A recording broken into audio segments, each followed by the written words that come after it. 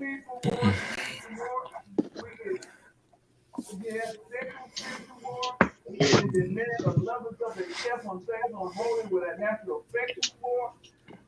got natural facts coming on in this bitch going like. Hey, make sure the background a little bit too loud. It's not too loud, so we can't. Wow.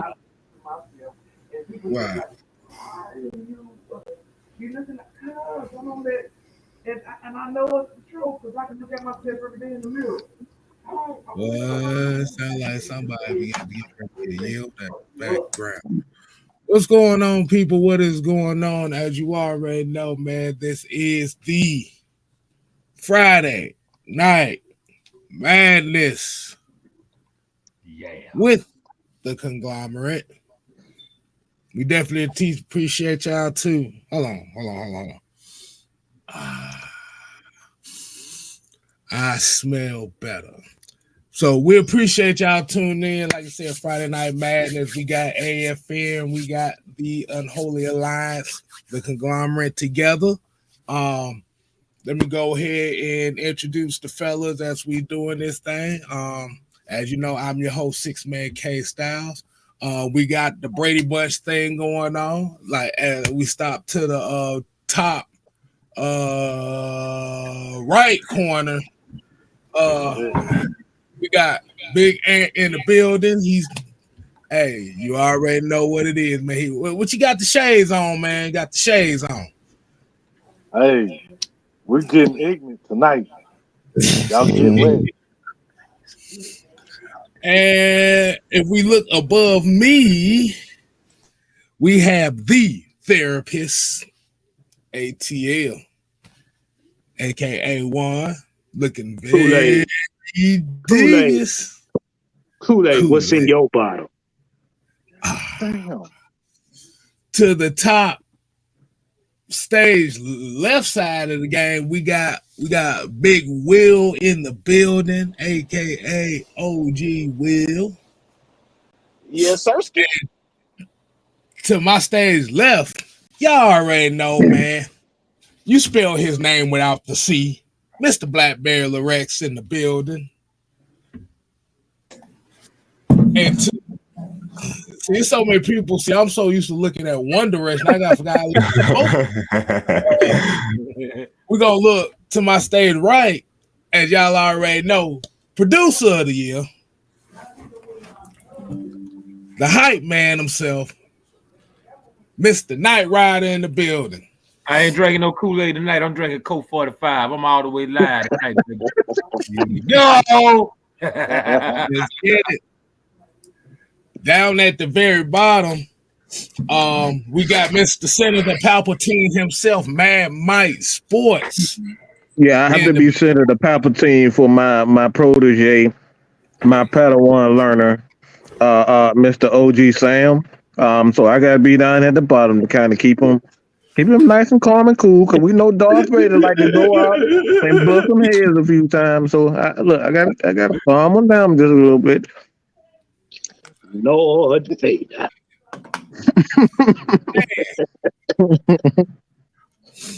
Down at below me, and as you heard Mad Mike Sports speak on, we have the OG Big Sam in the building, aka all raw, no filter. You get what you get. And down to the bottom left, you got your boy Fresh in the building. You feel me? Yes, sir. Yes, sir. In here to make a cult classic. Hey, you know what I'm cult classic. You know what I'm saying? Fresh. Your new name is Fresh the Villain. Nevermore. You feel me? Hey, y'all now tune in to the villains version of Friday Night Madness. So Birdman appreciate everybody tuning in.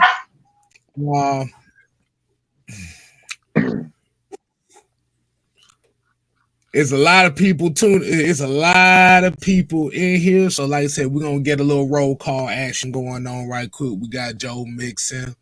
We got Jesse Woodall, Pat Norris, Ken Lewis. We got the Real Torrance. We got Andrew G, Ghost Peppers, William Amy, Brian Peoples, Devon. We got Greg Tazit, Payne, Terry Lloyd, Kevin Henderson, Shaka Zulu, D. Coleman, Backtown Dirty, Floyd Donnelly, Michael, Jerry Bowie, Georgia Texas Boy, Robert Bennett, Angelo Hart, Cedric Murph, Angelo Hart, UK Knight, and Dreddy. And that's gonna be about it for that one. So yeah, man. Before we kick off in tonight's show has a very special meaning as far as why we're doing this. Okay. So apparently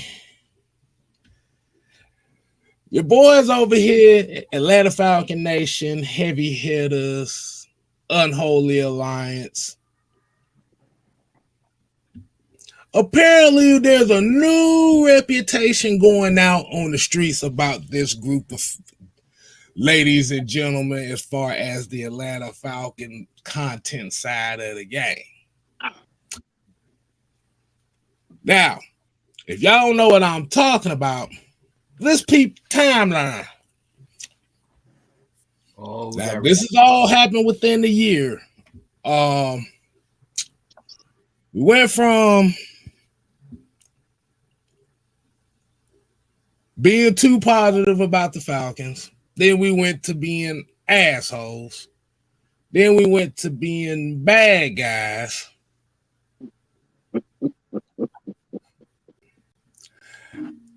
Now, people, do y'all know now that within the spectrum of all this space going on, they trying to call your boys a cold over here?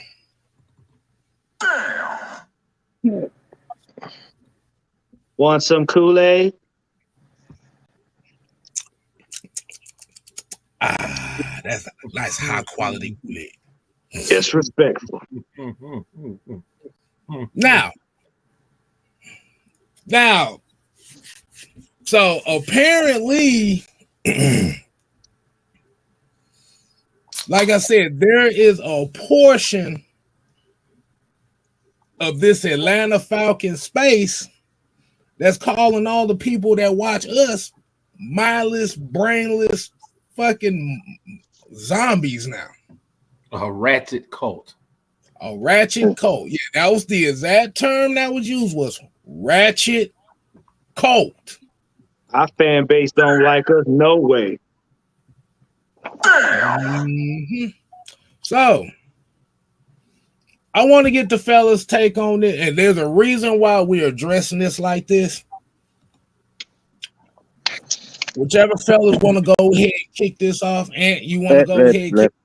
Let me say this real quick before the guys kind of get their take on it. But I want to reiterate to everybody who's watching right now that I have no desire. I can't speak for the rest of the people, but I have no fucking desire to fit in. I'm not. I am in no way, shape, or form, as you may say, a Brian Gummer. I'm never gonna be. Look. I'm from the South. I speak with a southern slang. My mama born and raised in Alabama, so I was doomed from the start when it come down to trying to be like a Brian Gummer. That just doomed. Look how I sound. Not Brian Gumbo, but Gumba. I was doomed from the start. So I have no desire to try to fit in. However, what I do want is respect. Do want respect. because when it comes down to our platform, we do our homework. That's number one. Number two, we was given the opportunity, graced with an opportunity um to be handled and respected from guys. Like it was about 3 years ago.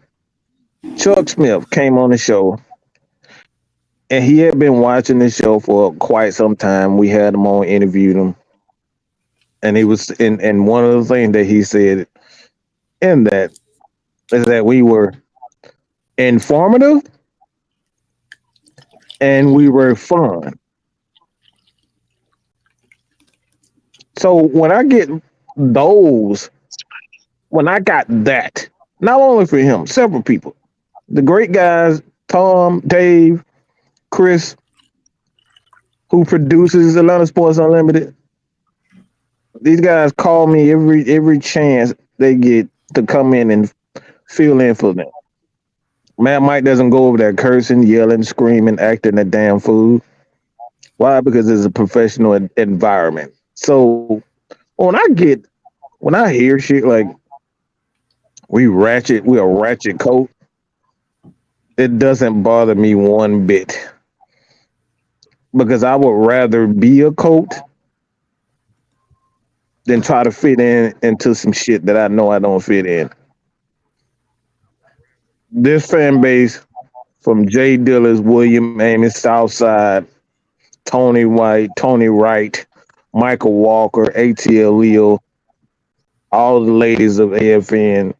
Don't forget about D. Coleman, man. Queen Asia, Dean, all of them, everybody.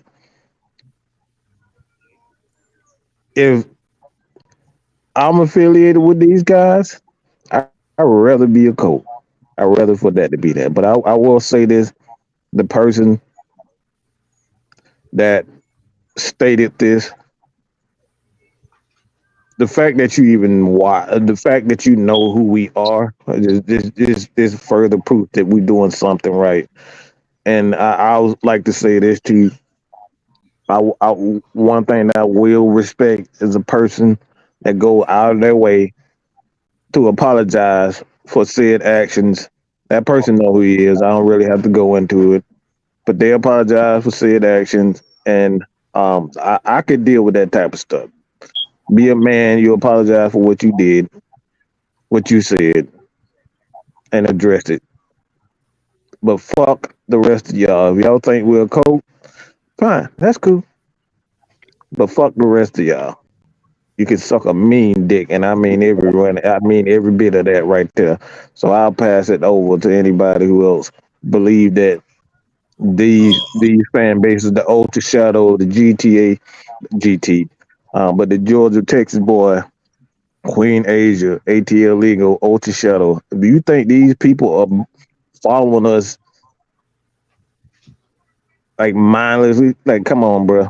These people are very smart. They know the real. And that's all I gotta say about that. But you can suck a mean one, all right? You really can suck a mean one if you think that. Hey, Mike, I'm glad you said that. Outside of the person that Mike gave the pardon to, let y'all know something, man.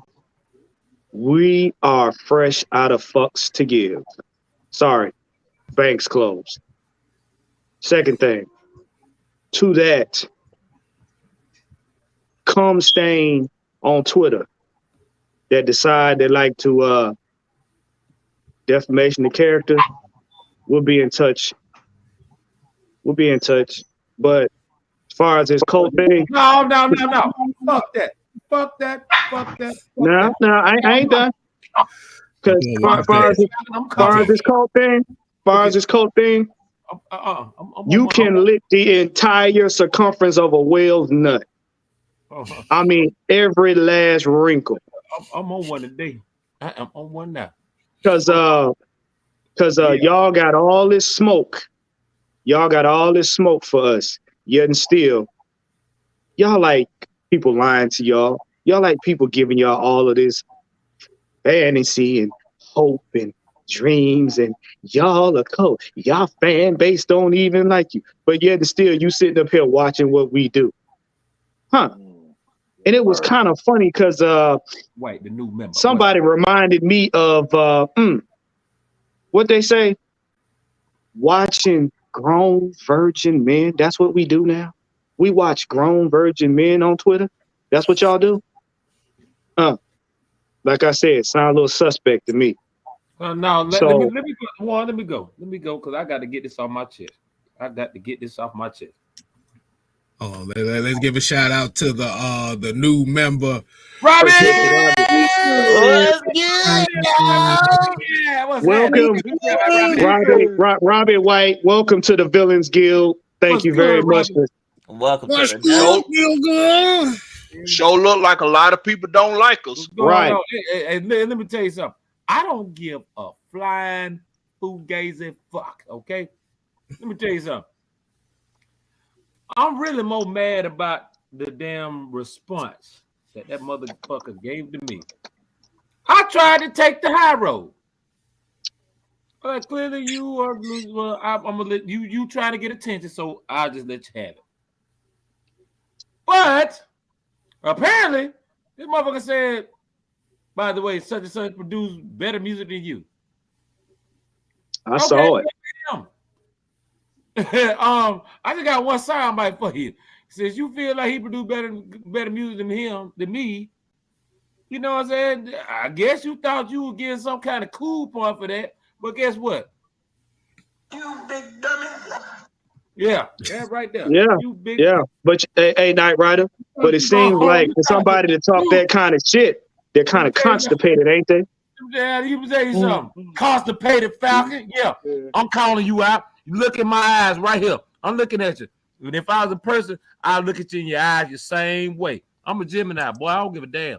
I'm gonna tell you to your face, boy. You ain't worth a damn. He's squeezing them lemons. Damn right. Yeah, you got all that lemonade in your ass. You see me in person, I tell you the same thing I'm telling you right now on the screen. Boy. Hey, sucker dumb. As a death, you want to. What's in your Kool-Aid? Start saying all kind of dumb shit. That go to show you where your mind is right now. We ain't got to say. And guess what? You're still looking. Damn right. And guess what? You're still gonna be looking. In case anybody And out if there you're didn't know, looking, hi, if anybody out motherfucker. there didn't know any insults that you throw up, oh, we load the pistol up and we shooting back. Oh, we like Shane Soon. We taking your soul. We shooting back. You done pulling your skirt up yet, Betsy? Let's Sam. Let Sam speak on this. Yeah, Go ahead, Sam. Do your thing, man. And like I said, and how a lot of this has already started is because the OG did his damn thing this week. They went at my OG, and guess what? He made him feel like this right here. You big dummy. Yeah, boy, go ahead and speak on it, man. Speak on the OG. Ladies and gentlemen, boys and girls, You better say children of all ages. I'm gonna have to sue you for copyright infringement. Bird Universe, Do thing, OG. You don't content creators, supposed to be content creators, want to be content creators, Yeah. haters, low-key fans because you're followers, you watch, you drink the music, you sing the tunes, you try to imitate the tunes. Yeah, we talking to you. This year, dust up and chaos happened because one Eric Robinson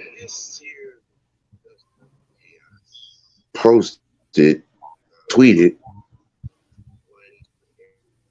a pretty much blasphemous statement. He dropped a highlight clip of Bijan Robinson and said that the running backs on the team could not frequently do what Bijan was doing in Texas. Mm-hmm. I made two clips. I found 2 clips, one of Tyler and one of Cordell, and dropped them both showing exact opposite of what he said, along with calling him a fanboy.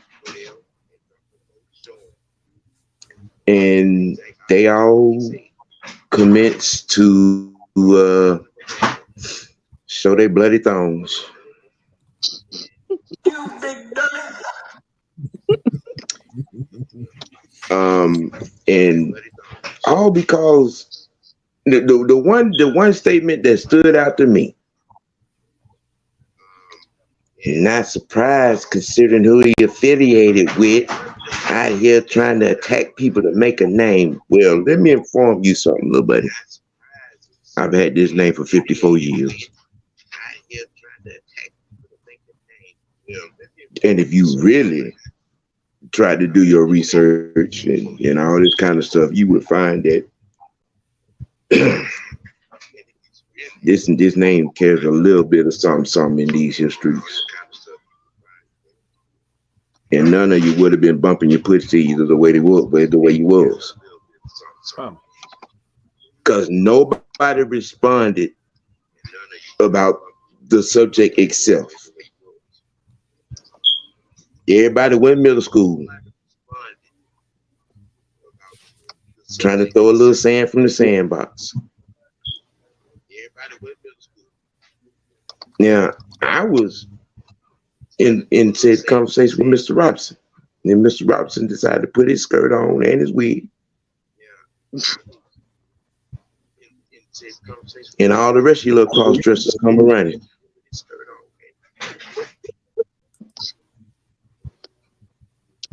What's wrong? What's wrong? You got on the wrong size stilettos? What? Explain it. Explain yourselves. Because little old me proving that statement wrong couldn't have been the reason that y'all was all up in arms running past CVS when you should have been stopping there to buy your box of Kotex. Was it overnight, Sam? Or was it heavy? They still bleeding. They still bleeding. Ain't enough tampons to hold that overflow. It ain't, man. It ain't. Look, I've come to learn, and some of it, and to be honest, you know, as a newbie, so to speak, in the podcasting world, the following the audience thing is relatively, you know, somewhat new to me. But I've always maintained what I'm a part of. The conglomerate, the unholy alliance, regulators, the heavy hitters, the Rex Pit, big dogs on the scene, grumpy OGs, all of this has been built by this man, this over here, you know, that way. Who I call Mr. Producer. It looks to me, sounds to me like y'all are afraid of something. No, I'm gonna say that one more time. It looks to me like y'all are afraid of something. Oh, they scared? Boy, they scared. We out here brainwashing people. We're putting hexes on folks and making them, you know. No, it's just that when you put out real information, when you put out facts, stats, and truth, people come, they listen, they learn. What's your excuse? No, OG Sam, that voodoo spaghetti. That's all. OG, I got a question for you. Did we just brainwash that member that chose to join? Because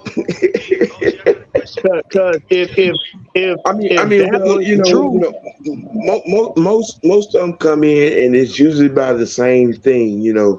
Like watch you guys, you You do good work. You have great content. It's very entertaining as well. All of them singing the same thing. Now, a couple of thousand folks can't be telling the same lie. So you saying it's a couple of wet? It's a couple let of me wet say. diapers. Let me read this though. Let me read this though. This is where Jay. This is where I didn't plan on saying this, but I think it's appropriate at this given time to say this. Every last one of these guys that you've seen, and I'm gonna just tell the truth right now. This is what this is what I've been stating in the back, and a lot of people who can even who've been around since the very beginning, all the way up to like 2012 to 14, a little further than that too. Every last one of these guys that you see, from Smitty's Morse Machine, from the Big Low, from the Rise Up Rundown, with the exception of the Falcoholic, those guys were here a little bit before I got on here. But every last one of those guys I just named, with the exception of the Falcoholic, guess where they got their start? Yeah, they got him here. Yeah, they got him right here. They got him right here. This is what the facts are. This is not me boasting, but they got this start here. They got it here. I want to say that again. From the Smitty Sports Machine. All right. I got, as Sam always states, video documented evidence of me stating several times that maybe you should not copy my content. Maybe you should at least give us the proper respect and say, all right, you gotta start here, but you never mention that. This is why I stated the one with Jay Dillis is that this is very important. Is that we give people their proper respect, because that's all it's all about. You don't see Tori McElhaney disrespecting D-Led. Tori McElhaney, even though D-Led can be a little bit overzealous at times, she's like, no, that's my OG. He taught me the business. He helped me get to this point. This is what Tori McElhaney says on several occasions. They never disrespect D-Led whatsoever. So why is it so difficult to say that, Mike, I appreciate you giving me free advice. Never once asked these guys to pay me. Never once asked these guys to pay me and teach them the game. Every last one of them I just named. I named from Smitty to Big Low, Rise Up, Rundown, every last one of them. And like I said, I have evidence. It's right here on this channel. Y'all can look at it for yourself. And like I said, evidence of such. This is not me making up anything, but these are facts. It's the reason why these guys are running away. It's the reason why these guys don't want to speak our name anymore. Myself and Maggie. Maggie went out of her way to make sure that these people that y'all see even today, that's what it is. That's what it is, Blackberry pressure. And like I said, these are facts. These are facts. And like I said before, all we want is our proper respect. That's all we want. We don't want you to, every 5 seconds say AFN, AFN, AFN. But don't do one thing is try to act like you didn't get the game right here for free. You got it right here for free. Atlanta Falcons Nation here for free. Mikey, great kid, doing the Atlanta Hawks content, the Braves content. That kid, bro, he gonna do some special things. He gonna do some big things over there.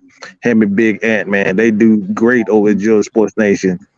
So it's all about giving proper respect. That's all we asking for. Don't try to act like you didn't get the game over here for free. You got it for absolutely free. And then tell people, no, I made it on my own. Nah, pimp. I taught you all this stuff. Taught you all this. Like I said, it's free. Mike, I just got one question for these folks out there. And I ain't even got to say it. I'm going to just let these people tell you this right here.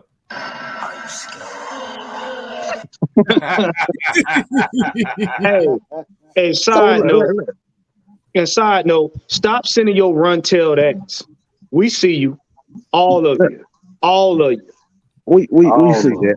We see that. And one more thing before we get to the main topic. Fresh over here. Another young kid. Good content creator. He about to get, like I said, he about to sit back, watch, learn, and add to what he's already gifted at. Another one, time and time again. This team never stopped bringing in kids. We never stopped bringing in new talent. We never stopped helping people.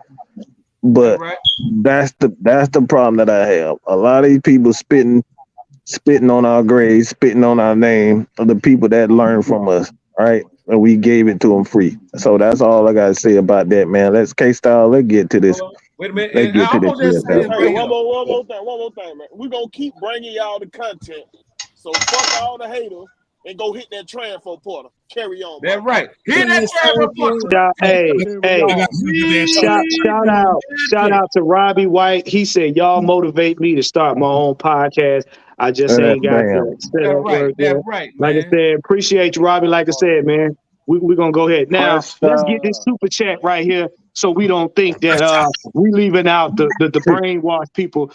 Brian Peoples 499 said, I guess y'all brainwash me, send this super chat. Y'all keep striving to be the best content creators out there. I appreciate y'all, since day one. See, like so I guess we got strings on his hands too. Yeah.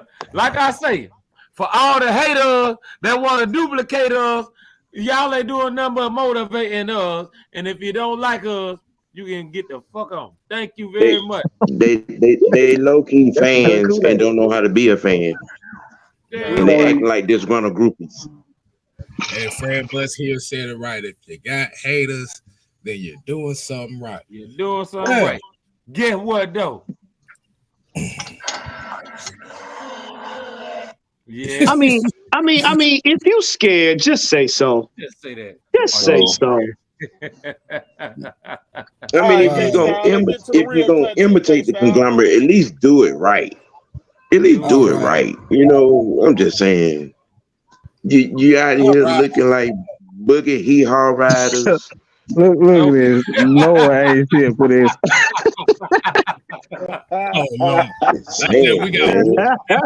Then we got Tony Hall. Like I said, strengths must be sparked. Hey, Fred, shout out to you, man. We right up the road, man. We 88 miles away from each other. Columbus, Georgia, 706.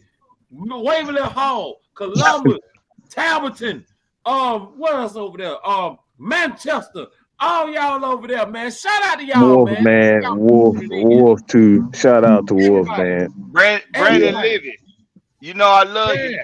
I love you for being part of one of the loyal compadres. But what? Oh, hell yeah. Everybody, man. We love y'all. Dog. Thank y'all. What the fuck is that he called me? What is that? It's supposed to be no C, just the K. The K. No C,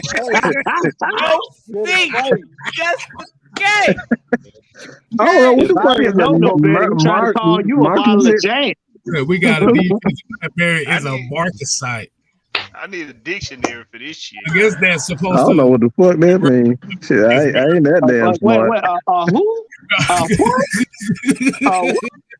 We don't do that. We don't play them mayonnaise in the coffee cup games over here. All right, y'all, man. Let's go. Let's go ahead and get to what we want to talk about tonight, man. Like I said, we just wanted to get that off our chest. I know that was a 30-minute. That was kind of a 30-minute group rant from this conglomerate, but we're a little bit late to the party on this topic, so we thought we were gonna give us our thoughts on it. So, my brothers all around me.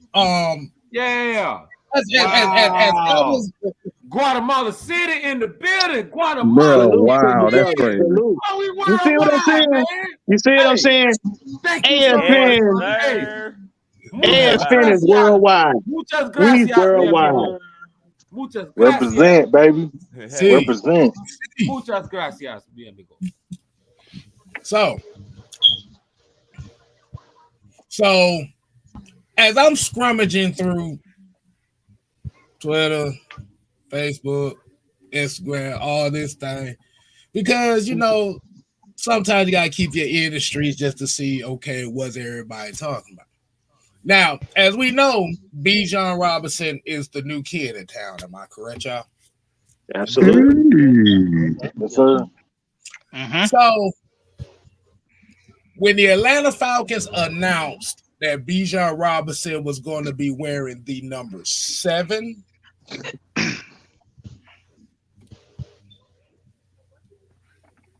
now remember, these were some of the same fans that were, I ain't gonna say all of them, but there was some that was hooping and hollering for Bijan Robinson, throwing it in everybody's faces.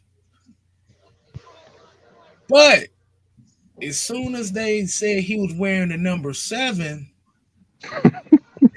Became the enemy. But hell, now Bijan Robinson and the Atlanta Falcons are now the enemy because now the narrative is, how dare you give him that number? That number is sacred to Michael Vick. Can I start this with I want to go after Night Rider. Can I please start? That's a load of crap. Let me tell y'all motherfuckers something, okay? I don't give a damn whether he wearing number 1, 7, 777, 7,777, 7,700,000, 777. It don't matter as long as he winning. 77777. If you feel so bad that the man wearing number 7, just go. Okay.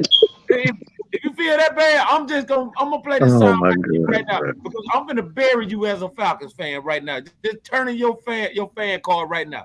If you're so mad about that, this is where you at right now. We're gathered here today to bury all the simple people thinking that the 7 belongs to Vic. Look here, it don't matter what number you wear. He on the team. Fuck that number. You are the only thing that matters is this thing right here. You see that right there? You see that right there? That's the only thing that damn matters. It's a logo. I heard it. That thing right there, that's all that matters. Stop all that. May I make a statement? Get out of your feelings, get that lemonade out your ass, and move the hell on. Press pause. I would like to approach the witness stand on said subject. Approach the witness stand, my brother. Exhibit A. Let's put first notification on. Young Way Cool wore that number for 3 years, and y'all said nothing. Nothing. Not a damn thing. That's one. Not a Nathan. One. Second, why are you raising hell over a number that was worn by somebody that did absolutely jack doo-doo nothing? Oh, Sam, I know. Okay. I know the problem is, Sam. And I'm leading this because somebody made a statement today, and it was also kind of sort of part of the reason why I was 38 hot with a certain particular conversation earlier today. A motherfucker came out their face and said, well, they let them wear Matt Ryan number. What the hell for? He's the only quarterback that, took this team to prominent heights. It can, having consecutive winning seasons. We had a decade of contention. Right. Mike couldn't beat Tampa. Mike couldn't beat Carolina. And when he got the chance on the big stage, he shit the bed like he had diarrhea. They made Brian Dawkins look like he had on a Falcon uniform with 3 egregious turnovers. What on God's green earth are we talking about here, people? Don't forget about the Superdome game in New Orleans. Exhibit B. And wait a minute, and before whoever and what's never made me want to put their fingers down and mention Green Bay, he wasn't the reason we won that damn game. Defense. The defense and special teams would won that game in Lambeau. So let's get that clear. Now, nobody was harder on this particular draft choice than I was. Now, be honest with you, everybody knows how I felt about Bijan Robinson and my preference at that particular position. And I still maintain there were 5 other running backs that I would have taken over him. But he is a Falcon. And okay, he's wearing number 7. Y'all getting all beside yourself, drooling and getting all wet in your drawers because there's gonna be a 7 in the backfield again. What the fuck that's supposed to mean? You having a fantasy? Yeah, fantasy foot. Yeah, I mean, fantasy football. All this, like I said before, all this chaos, most of this chaos come because people are putting this cat up on a pedestal and shading the running back room of the guys that are already here. And it ain't right, and it don't make no sense. It's blasphemous, it's bullshitters, and it is just out and out wrong. I mean, y'all run around here batting 1,000. You're out here going to war for guys that ain't on the team. You're going to war for guys supposed to be coming on the team that ain't played not now down. Not now down. Okay. Let him get in here. Let him do some things. And then put him on the pedestal if he does something. But y'all out here putting this dude on the pedestal. He ain't played not one down. And the young man that ran for us, that was in the Rookie of the Year conversation. Y'all just being all kinds of disrespectful. Very disrespectful. You've been disrespectful to the quarterback. You've been disrespectful to the running back room. You're being disrespectful to the coach. Now, hear me when I say this. When Calais Campbell comes to ring true, because there are enough of people in this crew that got receipts. Okay. So now one of you come running, jumping up in here hollering about, yeah, I knew. No, you didn't. You didn't know. No, you didn't. No. Go sit back down. You didn't know. No. You didn't know. Hey, Sam. The problem with this fan base is this. Let's just scoop the sugar off the shit. Y'all scared that Bijan Robinson gonna come in here and tear a hole in y'all ass and narrative and rewrite history in that number 7, and then it's gonna overwrite what exciting things he did. Y'all scared to death. They put a number 7 on that boy. Why? Because he's coming here and he's bringing money to the Benz. He's putting butts in seats. They have already crowned him the superstar. They've already crowned him. Now watch and see when he come in here and he starts showing his ass in half. Right. Oh boy. They should be happy. They got their mobile running back now. Oh, but see, that ain't the thing. See, here's the problem, and I'm gonna call all y'all fans out. Y'all were excited about Vic because you didn't think shit about the team. Y'all said, I paid my money. Since I know these Falcons ain't going nowhere, I might as well be excited. Oh, no. Oh, yeah. I'm finna call. Oh, yeah. Hey, look here. I'm finna call one certain motherfucker out, even though he ain't in this group. Correll Smith. Watch see. Thank you. No, he not. He got kicked out. But I'm telling you, I'm telling you, that's what the fan base. That's what the fan base is thinking. And don't you dare try to come at me on some shit. Cause boy, I embarrass your ass. He go, Devin really gonna show your ass something. What that? Boy, That's what I'm saying. Everybody thought Vic was exciting. Y'all didn't say Vic won an MVP. Vic won the playoffs. Vic got to the championship. Vic went to the Super Bowl. Y'all said he was excited. Hey, So guess what? hold on. Let's look. This is the conversation that I had earlier with Sam. All right, because I don't want to get in a victim blame or a bashing of Vic, because that's not what it's about. No, we're not bashing. Because this is important to say this. It's because it's not Vic's fault that his fans are fucking morons. Okay? No, it's not. It's not his fault. That's what I want to make clear. Hold on. Wait. Let me say this. Because Vic did, whether we like it or not, his career was what his career was. Vic did, in fact, excite. He did for a certain fan. There was a different demographics of fan. That's one thing I want to tell. It's different demographic. It's people that like the running game. It's people that like the passing game. It's people that like mobile quarterbacks. It's people that love defense. It's people that love the offensive line. It's people that love special teams. Guys like, the kicker, the punter, the kick returners. So it's different demographics. So I'm not going to sit here and say Michael Vick didn't do anything. Now, what he wanted to do. He played his game. But the issue that we have, what a lot of people have, is we put our personal feelings as if they are facts. They're not facts.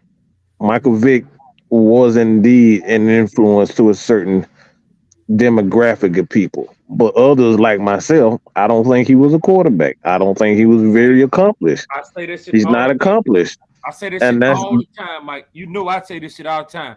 Michael Vick was an athlete. Matt Ryan was a better quarterback. It's a difference. Big difference. Oh, we got a super chat, man. We got a super chat.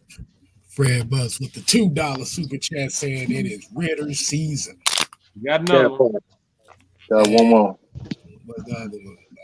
Hey. Oh, another thing too. See, this is why I don't want to get into a Vic bashing, because I was talking about this earlier also. Hold on, let me put that back up. There you go. ATL Leo, his statement. Because I say this all the time. It's quarterbacks in the league that still don't study. Right. Brett Favre was one. Brett Favre didn't study a damn thing. And stupid ass Terry Bradshaw was another one too. He ain't studied with a fuck. The only thing they can Kyler Murray. is a case of beer. Not a Kyler drop. Murray he's another motherfucker. So studying the playbook, look, it's very important. I'm not trying to down, but there's a lot of quarterbacks that didn't fucking study. The thing is that like Terry Bradshaw will tell you, all he did was fucking snort cocaine and get drunk. And depending on it, this came from his damn mouth. He said this. They said he was goddamn snorting face first. So it's not a career ender because quarterbacks. Brett Favre didn't study with a fuck. Okay, he was doing the same thing Terry Bradshaw, snorting cocaine and getting fucked up on them damn pills. But he was still a Hall of Famer. So again, I'm not saying that it's the end all be all when it comes down to that. But Michael Vick, he was just the one that did that. Let's keep it real. If it wasn't for that damn dog fighting shit, Michael Vick's career possibly would have been a lot better. That fucked him up. It fucked him up. Was just a product of the environment. It wasn't even the dogfighting itself. It was the fact that he didn't tell Arthur the truth. Yeah, that's what fucked him up. And I tell and people he that told all Arthur the truth. Arthur was got that shit swept up under the rug, and he kept moving. If he would have just told Arthur the truth, maybe he could have had a career continuing in Atlanta. Maybe he couldn't. But the fact that he lied to him, that's what fucked him up. But he's lucky that Arthur was so much of a good man to forgive him for that. He's very lucky. Let's keep it a buck real quick with these fans, okay? this Bijan Robinson #7 hot topic. You got this side. We should have been done retired the number 7 years ago. We got this side. He gonna be better than Vic was. He gonna do better with the number than Vic did. This side. We got this side where I would both of y'all shit the hell up. Everybody, I'm in that middle. But I'm gonna take both sides. I'm gonna take he gonna be better than Vic. I'm gonna take they should have retired the numbers, put y'all together, because all of you are the same fans that before you even knew who the fuck Bijan Robinson was, you was advocating for Lamar Jackson to come here. Y'all the same fans. Right. Talk that shit, Blackberry. Y'all the same fans. Right. Let's say that right now. That's AAU Jackson. Y'all the same Hold on. Let Blackberry finish. Let him finish. That was advocating for CJ Stroud for him to go after CJ Stroud. Y'all the same one that was advocating for him to go after Bryce Young. Y'all the same one that were advocating for the Falcons to go after Anthony Richardson. Y'all the same damn fans that didn't even know who the fuck Bijan Robinson was until you saw a tweet come out that he's the best thing since Adrian Peterson coming out in the draft. Until you saw that, you didn't know who the fuck Bijan Robinson was. We talked about Bijan Robinson when he was playing in Texas during the damn season this year. That's when we talked about Bijan Robinson before y'all even know who the fuck it was. And then for y'all some bitches that sit up here talking about some Tyler Algier ain't got nowhere near the talent that Bijan Robinson got. Tyler Algier wouldn't be able to do what Bijan Robinson is gonna do. Two things for y'all some bitches. One, they're teammates now. And when you're on a team, you work together cohesively, even at the same position. The problem with this fan base in Atlanta, and I'm sick and tired of it, is that for some reason, y'all rather see the teams fight amongst each other than go out there and fight other teams and win football games, and win basketball games, and win baseball games. Y'all want to pin the players against one another and put them in different brackets. That ain't how it works. That ain't a team sport. That ain't a team game. You're not a fan of the Falcons. You're a fan of drama. You're a fan of bullshit. You need to watch Days of Our Lives. That's what you need to do. Stop watching my football team, because what you are poison to my fucking fan base. That's what you are. The second thing is Tyler Algier was better than Bijan Robinson in college, you fucking idiots, because he had way better numbers. More touchdowns, more rushing yards, more receiving yards. For you stupid motherfuckers that keep talking about he ain't a pass catching running back. He's not a natural downhill running back. You sound dumb as fuck. He averaged wait a minute. contact. I just got a little bit of breaking news. Dylan Brooks has just been released from jail on bail because apparently he had got caught at the Memphis Grizzlies facility stealing boxes, and he got fired on the day off. He's just been released from how the hell he get fired on the day off? You stupid. You still the boxes for? Right. And the disclaimer on this is it's not we're talking about the people who this pertains to. So if it doesn't pertain to you, we ain't talking about you.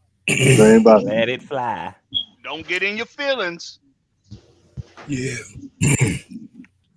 Because it's very interesting to me that we have this conversation, especially when it comes like you said about the Tyler Algier Bijan Robinson thing. And like you said, I've already said I ate my crow on this. You said a key point. They're teammates now. So only thing you wanted to hear was from the coach was where each player stood at. And basically what you've heard is one is just going to be just as important as the other one. And you said something very interesting too. You said drama. Yep. And when it comes to the Atlanta Falcons, the reason why the Atlanta Falcons don't really have numbers retired because they have the Ring of Honor. The Ring of Honor doesn't involve retiring numbers. It's putting more emphasis on the individual more so than the number itself. This is why Deion Sanders' number isn't retired. This is why Mud Duck's number ain't retired. This is why Barkowski's number is not retired. This is why, like I said, Roddy White's number is not retired. This is why Julio's number is not retired.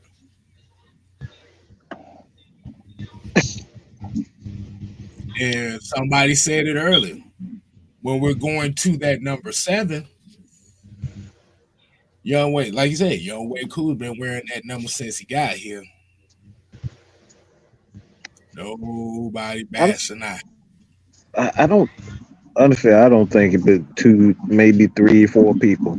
4 people deserve to have their number retired, and that's Matt Ryan, Julio Jones, Tommy Nobis, and Jesse Taylor. Those are the only 4, in my opinion, that deserve to have that even considered to have it retired. It's like everything else is arguable. But when you talk about Julio Jones, I don't think anybody can disregard. As soon as that dude stepped on the football field, he was making plays. Matt Ryan, the same thing. Jesse Taylor, the same thing. Tommy Nobis, the same thing. Everybody else is arguable. But without a doubt, Carl Humphrey to that. I mean, Clark Humphrey, that's for sure. That's why I say arguably. Like, there's no, because a lot of people didn't see Clark Humphrey. That's why I didn't name him. Nobody, and plus he didn't necessarily finish his career in Atlanta. Well, he went to Philly. So like I said, well, the problem that people think that pitting players against each other on the team is gonna make that player that you like great. It's not about what you like. It's about it's about how the team is structured. You want the team to win. So if he wins, the team wins by default. Period. Let me say this, man. Let me say that. My opinion, I don't think nobody's number should be retired. That's what the Hall of Fame for. They got the regular Hall of Fame and they got the team Hall of Fame. If you was that great on that team put you in a Hall of Fame. It put you up on the wall.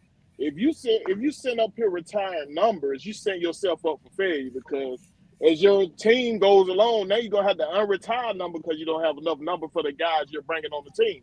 So I'm just saying, I don't believe nobody's number should really be retired. Truth be told, if you was that great of a player to that team, you should go up in that Hall of Fame for that team. You see what I'm saying? That's the way I feel about it. It's like I said, it's okay. It's okay to honor a player, but you're holding on to an era that was based on the fans finding a way to make themselves feel good. Period. And then you disrespected the next number in an era where, hey, we was right there.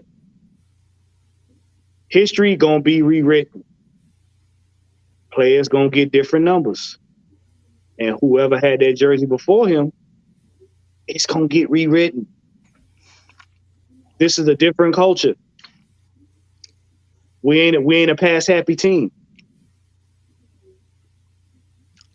And in my opinion, only thing y'all should be worried about is winning. That part. Winning. That's all y'all should be worried about. I use these other teams for an example, like the Steelers, the Ravens. You got to sound it out, Blackberry, for the people in the back. Winning. Yeah, winning. Okay, all caps. I use these other teams for an example when I use the Steelers and when I use the Ravens and the Patriots, the 2000s Patriots. Reason, well, hell, they and before because they won championships before. Reason why I use them for an example is because they don't get married to one player. They don't get married to one number. They not married to these players. It's the team. It's about the team. The Steelers are one day they gonna be back again in the running for a championship because they're always around. The foundation is solid. The guy y'all was trying to get here for almost a whole fucking year with the Baltimore Ravens. You know the last 2 championships they won was with these 2 quarterbacks, Joe Flacco and Trent Dilfer. But when we point this stuff out, it's come on, Blackberry, that's just not right. Shaking my head, SMH. We hating Blackberry. I'm not telling you shit from my personal. I'm giving you facts. I'm telling you the facts. The facts is LJ ain't won shit over there in Baltimore. But Trent Dilfer did. Joe Flacco did. Why? Because the organization had the foundation strong on defense and on running game. Both times. Both times. Oh, and I'm glad you said that, Blackberry, because apparently, like I said, people skip over what's in their face. Did Bijan not say, I'm coming here to learn from and get to know Tyler Algier? He's a dog. Those were his words. I can't wait to get there and learn from that guy. Those were his words. So it does not matter how you feel about Bijan versus Tyler Algier. The man's smart enough to see that man hit 1,000 yards in his rookie season. If I want to do it, let me figure out what he did. So in other words, it don't fucking matter if he's on the team next to him or not. They both gonna play at the same damn time. Goofballs. I don't think people understood Tyler's mindset. There are film clips of him and Caleb Huntley on the sideline, and they were like, "Man, I don't care which one it is, but we got to get this. Whether it's you or me or it's the both of us." That's the kind of mindset that man got. But yeah, y'all can't see that because you're too busy trying to disrespect him. And that's what it is right there, the disrespect. For me, I don't care who y'all want. You are well within your right to want who you want on the team. You're well within your right. If you were somebody that wanted Bijan all alone, then you're well within your right. My problem is when y'all start to shit on guys that's on this team for no reason, just so you can prove your little stupid ass points. Just so you can try to make sense of what you're saying, you shit on another player, especially one that don't deserve it. It's pathetic, man. It's pathetic. You just because I didn't say this before. You're not a fan just because you say you're a fan of the Falcons. But right. every time we go on social media, you downing players, you downing the team. You saying, "Oh, we gonna suck again. Oh, we ain't gonna be shit again." You ain't a real fan. You just like to hate. You get a rise out of it. It probably make you hard just to be able to turn on your Facebook and hate on your own team. Like these guys done said, it's plenty of other teams out there. There's a transfer portal. You can go get your ass in it.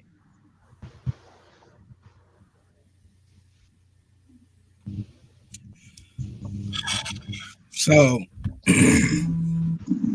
telephone. So, getting back to what we were speaking on as far as the cult aspect of it.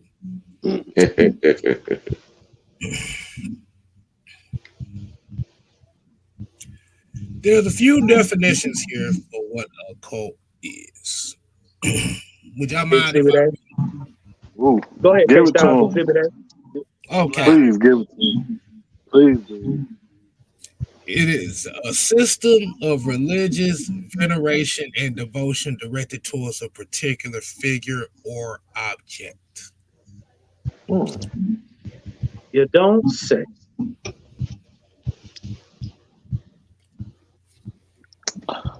Yeah, we done. We done giving them folk that time on that coach shit. Fuck them. So, with a capital F. so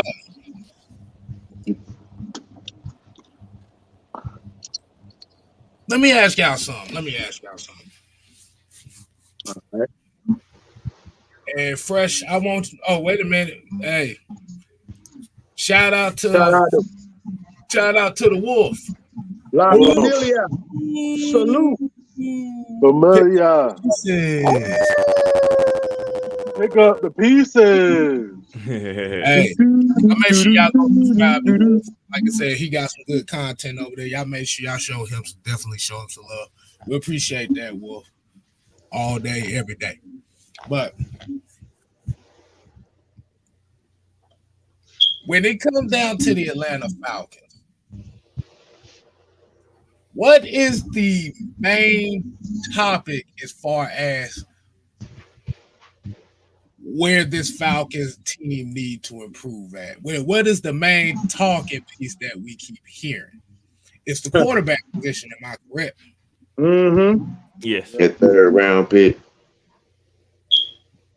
We ain't even throwing Desmond Ridder there. Like I said, it's been the Falcons. Like I said, they've been pushing the Falcons needing a quarterback really since 2011. Yep.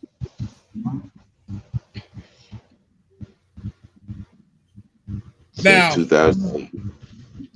Well, 2008, yeah. Now, when said quarterback is always in discussion, I know y'all notice that anytime somebody says anything about the Falcons needing a quarterback, it always come down to the quarterback has to be one particular style or one particular take as far as we need such and such. Like I said, we've made this opinion that was very unpopular over here, that Michael Vick was a blessing and a curse for this organization. He was a blessing because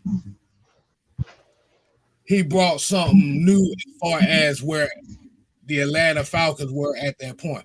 Even though they were literally 2 years away from playing in that Super Bowl. So they weren't too far away from that Super Bowl.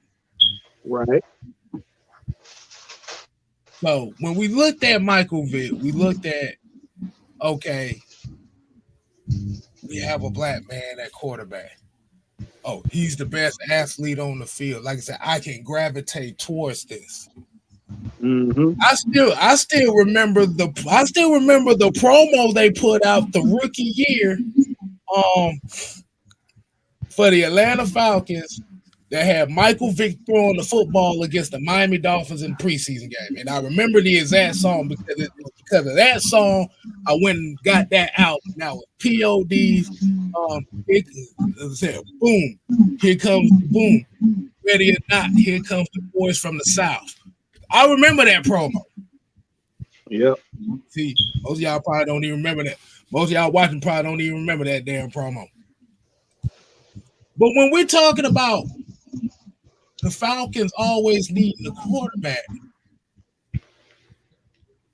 this is why I say the curse part comes in. It always has to be, he has to remind us, Michael Vick. We got to have the Michael Vick experience.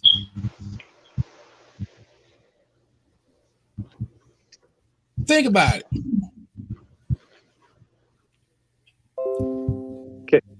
Anthony Richardson, Deshaun Watson, Lamar Jackson. Who else was so yeah, that's just in recent memory. Cam Newton. Somebody that can, when we visually look at it and say, okay, it reminds of that. Now, we're not taking away the ability as far as the quarterback position in itself is. The problem is they're using more so of the visual stimulation of seeing that particular guy instead of looking at the players in general that can play the position just as well. So going through that definition that I just read, a devotion directed towards a particular figure or object. See where you're going. Come on, pals. Go ahead, say it. If we're looking, come on, Rev. Yeah. Bring it on home, Pastor. Bring it on home.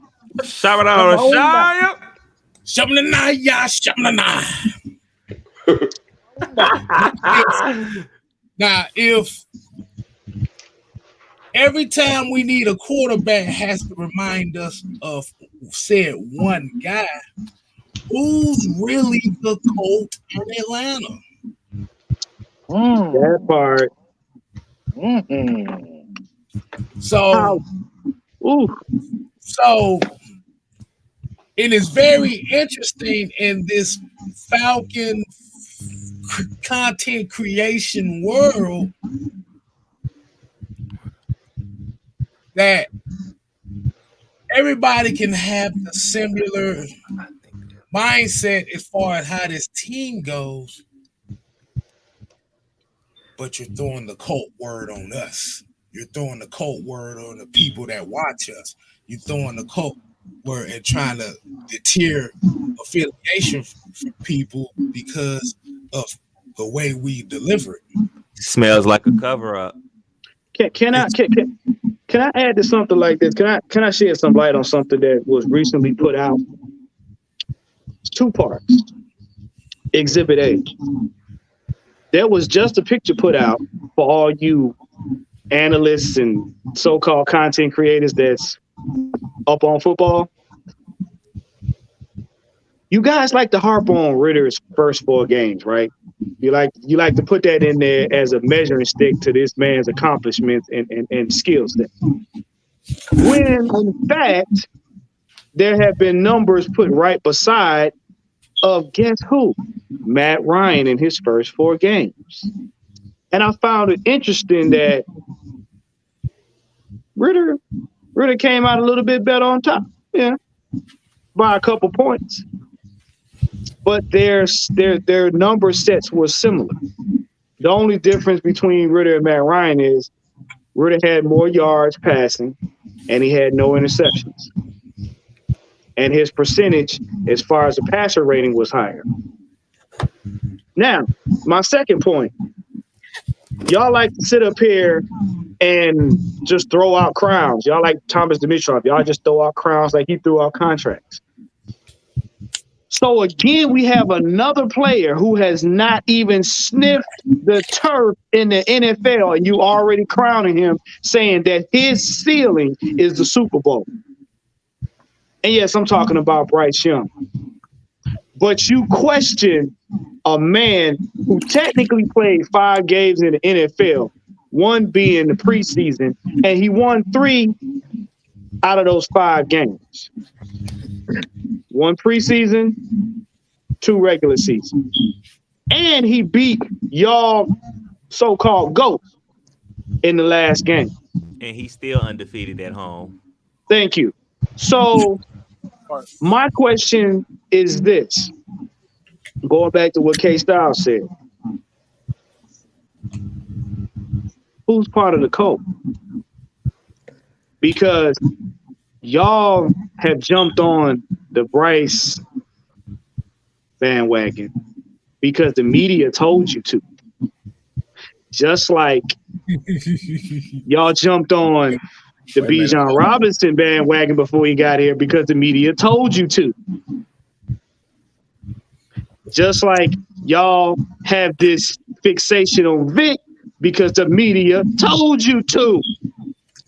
It ain't taking nothing away from neither one of them being athletes. Let me answer something right real quick,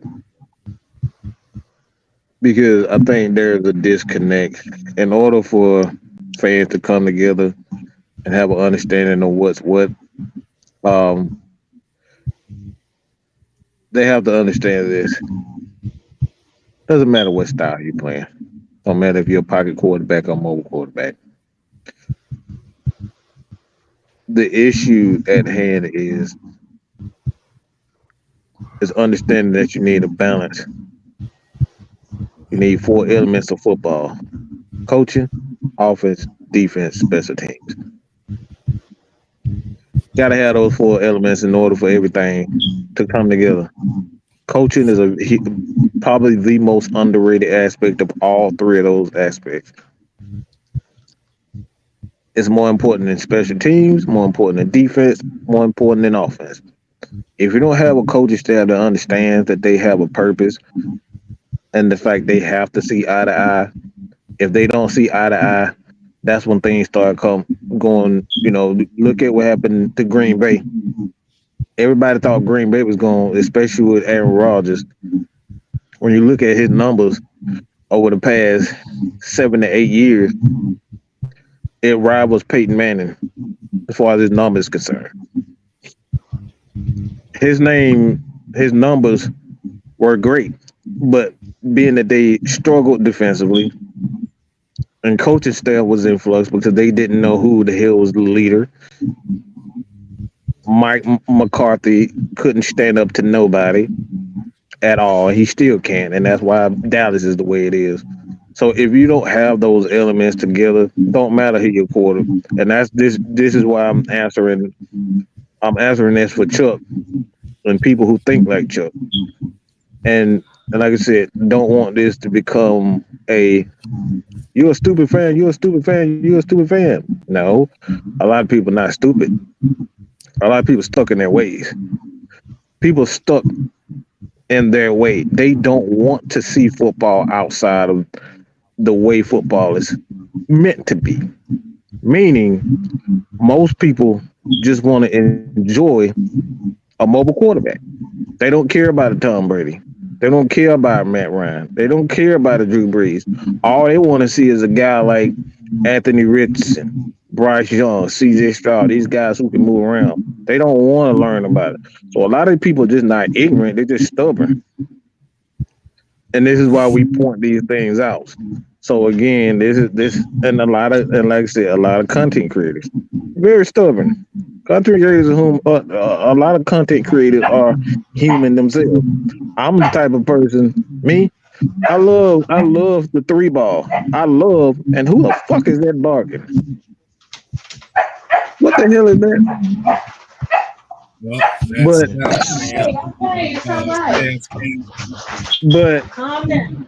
But that's what we're talking about. A lot of people are ignorant. A lot of fans, they're not ignorant. They portray themselves as ignorant because they don't want to accept what is.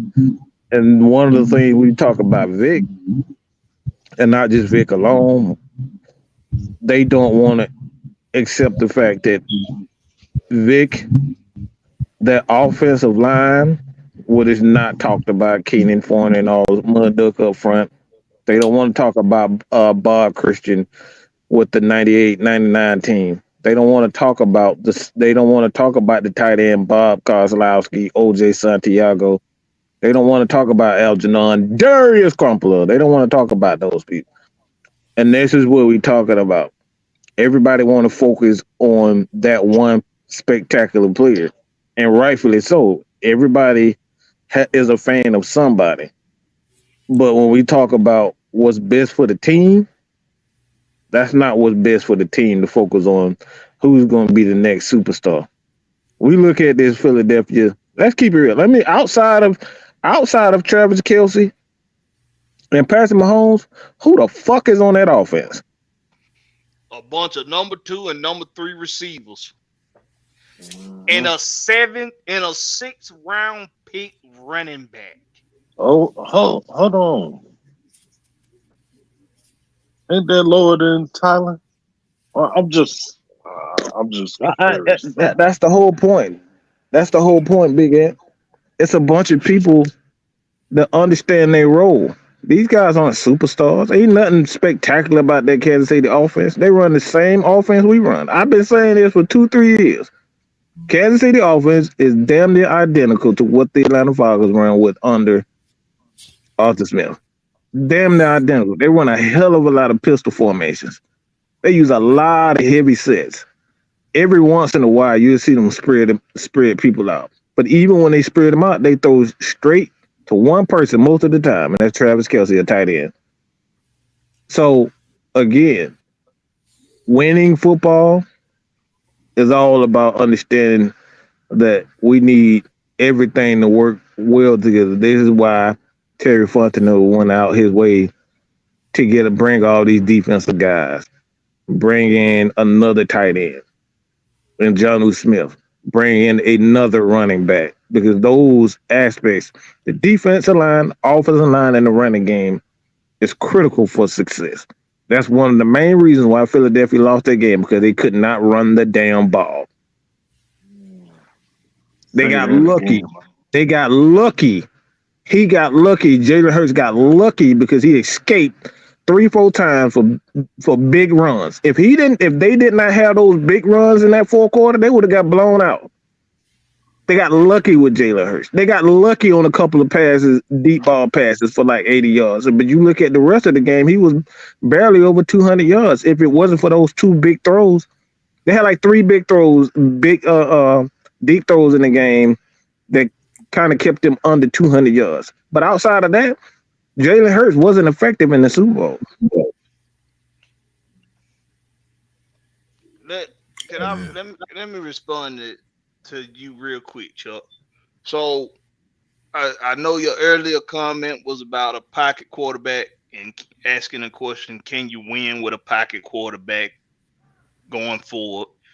And now you bring up what RG3 said about the days of a traditional pocket quarterback are gone, are dead. Listen, that's his opinion for one, and two, what he's not saying that there won't be traditional pocket quarterbacks anymore. What he's saying is quarterbacks are evolving, just like the rest of the positions on the damn field. Quarterbacks now are looking a whole lot more like Warren Moon. They're looking a whole lot more like Donovan McNabb. Not necessarily guys that's going to be running all over the damn field, but guys that are capable of escaping the pocket, extending plays, and if they need to, they are able to run with the football. Steve McNairs. The Steve McNairs. The Steve Youngs. You're seeing a lot more of these types of quarterbacks now because the position is evolving. The athlete is evolving at the position. That's what he's saying. He's not saying a traditional quarterback can't win. You can't win a Super Bowl with a traditional quarterback. That's not what he's saying when he says that. And two, Matthew Stafford just won a fucking championship 2 years ago. He's a damn statue. Who threw one of the worst interceptions I've ever seen in the game. That part. Tom Brady can't run a damn lick. Man, my nephew, 3 years old, he can run faster than Tom Brady. I'm telling you, bro. And Ben Roethlisberger, God bless him, he was able to move them. He was able to move out the pocket. But boy, please don't let him try to run after that line of scrimmage. Boy, it looks like he ran with 2 backward feet. Mm-hmm. So it's not mobility is something that these guys are starting to have now. But the positions are there for a reason, y'all. It's a I'm talking to the fan base here. It's a reason why we have guys whose job is to run, guys whose job it is to catch, guys whose job it is to block, and guys whose job it is to throw. It's a reason why those positions exist. It ain't just, it's never going to be a situation in a football game where you look at your quarterback and say, I need you to go run me a first down.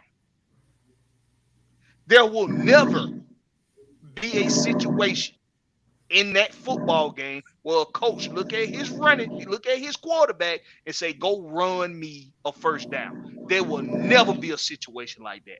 And I keep telling y'all this because the quarterback is the most valuable position on the field because he costs the most and he's the most delicate. That's why they're making all these rule changes about hitting the quarterback.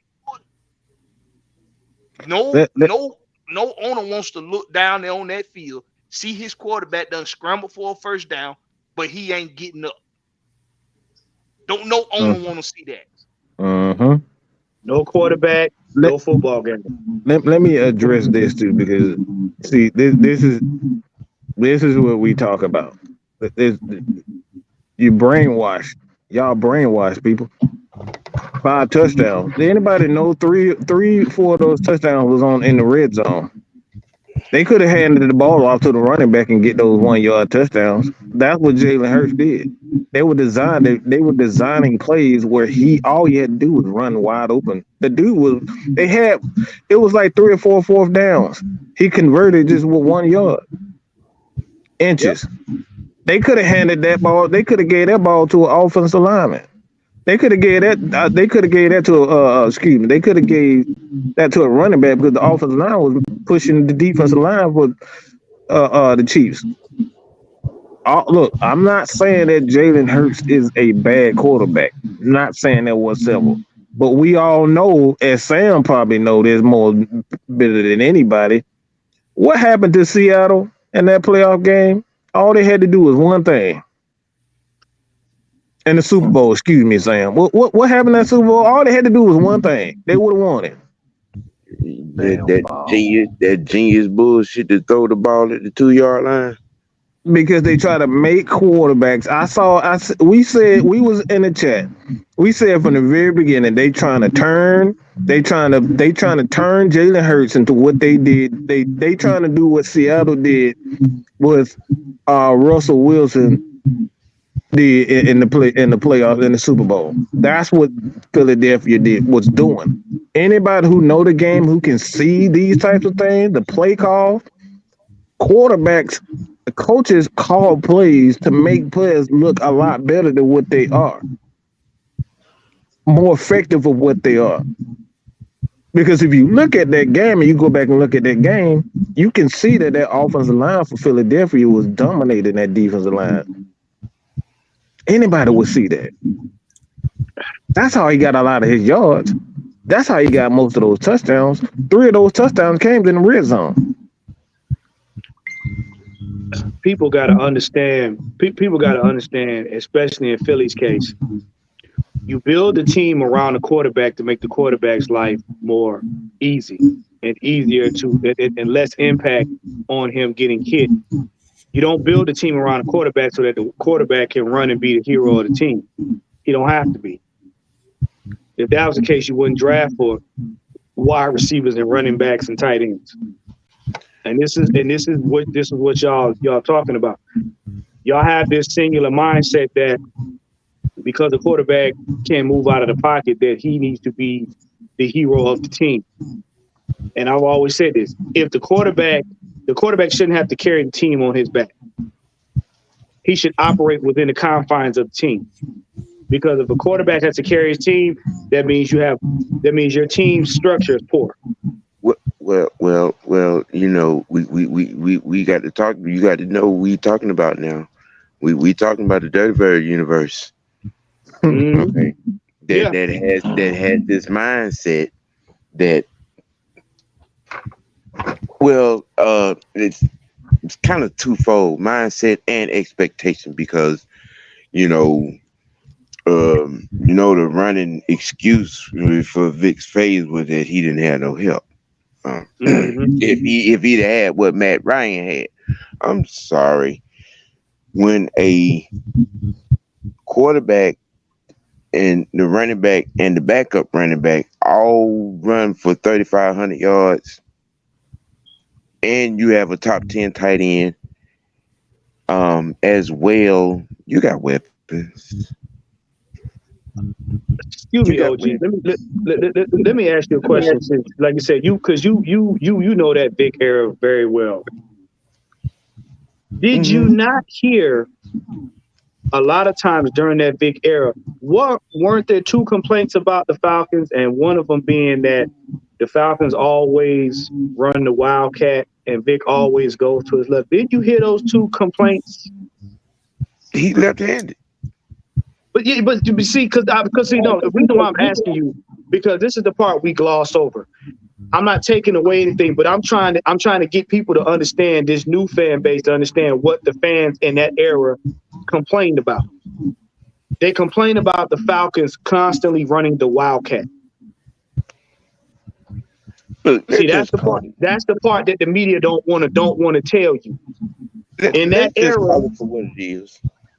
Yeah, Michael Vick is the reason why a lot of these people think it's okay to run for 100 yards at the quarterback position and do nothing else. The Vic experience is responsible for that.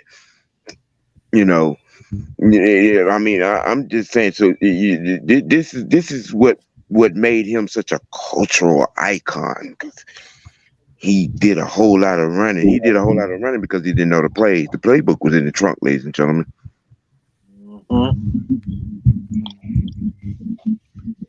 He was running for his life because he couldn't read defenses. And he only followed one piece of advice that Dan Reeves gave him. If they in man and everybody's gone, you run. He did a lot of that. He did a lot of that. Now, I'm going to preface this as well. I've said a million times, if the guy that showed up in Philly had started his career here as such, we ain't having this conversation. It's been a different story. Definitely. We ain't having this conversation. But the guy that was here was a certified arrogant asshole who thought his 4.2 speed was going to get him through the NFL. And that right there is the reason why a lot of this fan base roots for a do nothing ever at Florida guy like Anthony Richardson. That's why they pull for us to go spend 45 or 50 mil on AAU Jackson. No. I don't know who that is. We don't say that name around here. Not slanging to the skyscrapers, Richardson. Scott on Richardson, AAU Jackson. Let me Florida, Anthony Richardson did nothing. He did nothing. Okay. There was no SEC championship game, wasn't even in contention, but they wanted that. Let me just real quick, Sam. Let me see this right here. This is another one thing. See, Chuck, this is why you stay in the. That's why you stay in the doghouse because of stuff like that. That's why you on the porch. That's why your ass can't come in the house because of shit like this. Anybody who know anything about Andy Reid, anybody who knew about the offense of Michael Vick, it was designed by the late great Greg Knapp and one Dan Reed. Dan Reed is one of the guys that was an architect of what we know now is that West Coast offense with the Denver Broncos. He was the offensive guy to help create right along with Bill Musgrave. He was a part of that. The dang it, I always forget his name. Right on the tip of my tongue. But he was the architect of that. And Greg Knapp was one of the guys that helped Matt Ryan get to where he was. Thanks. He's the one that helped John Elway get to where they were. He was one of the guys that helped get Steve Young to where he were. Greg Knapp he's a legendary quarterback coach, offensive coordinator. So this is what we talk about when you hear Blackberry say you stupid motherfuckers. It's because y'all don't even do the bare minimum when it comes down to research. That's why we're saying it. Because if you knew that Greg Knapp was a legendary quarterbacks coach, you wouldn't say that this Falcons offense under Vic wasn't creative. Anybody who knows Greg Knapp. Now, was he the greatest play caller of all time? Probably not. But when it comes down to knowing the offense and creating the offense, he was the creator of that Dunn, Vic, and Duckett. Anybody realize? And nobody know that shit. Nobody know that was Greg Knapp. He created that. He and Dan Reeves created that Dunn, Vic, and Duckett offense. The same one that we see today. He helped create that offense. But we sit up here talking about it wasn't creative. Come on, bro. Just do your homework. That's all we ask. Just do the research. Do your homework. Greg Knapp, Gary Kubiak, and Shanahan all came off that Bill Walsh tree. It's called, bro. What the look? See, this is what we talk about. You don't know what the fuck you be talking about, so you try to say somebody wrong. I said Kyle Shanahan. Under Dan Reeves, Kyle Shanahan. Dan Reeves, Sam, who did he coach under and coach with? Dan Reeves under Bill Walsh, Mike Shanahan under Bill Walsh, Kubiak, and Greg Knapp all came off that Bill Walsh tree. All that same tree. The same offense. So know what the fuck you talking about. This is why we call you stupid motherfuckers, because you don't know the bare minimum. Do your homework. Feelings ain't facts. Don't stay in your feelings. There ain't no money there. Don't cost you nothing to do some homework. Do your homework. Don't cost you. If you gonna come on here and test one of us, you better do your homework. It's free to read, people. It's not difficult. It's not that damn difficult. You can Google it. You ain't gotta. You can have Google read it for you. You don't even have to read it. Hell, just ask the AI. That's one of the AI. Ask the AI, bro. I mean, if you're lazy, just say that. If you're lazy, just say that. If you don't like doing your homework, you don't like looking up film, if you don't like looking up history on your team, just say that. Just say you're a spectator. You just like sitting in the stands, taking up air. Just say that. We can respect that. Y'all breathing up Arthur Blank's precious air in his stadium. Just say that. And y'all actually fall into the media traps. Y'all the fans that fall into the media traps, because the media, they don't give a fuck about Bijan Robinson. They don't give a fuck about him being in Atlanta. But you know what they saw? They saw a prime opportunity. The NFL and the media saw a prime opportunity to make some money. Mm-hmm. Yeah. These stupid ass fans in Atlanta, they gonna start buying up that No.7 Bijan jersey. Put No.7 on Bijan.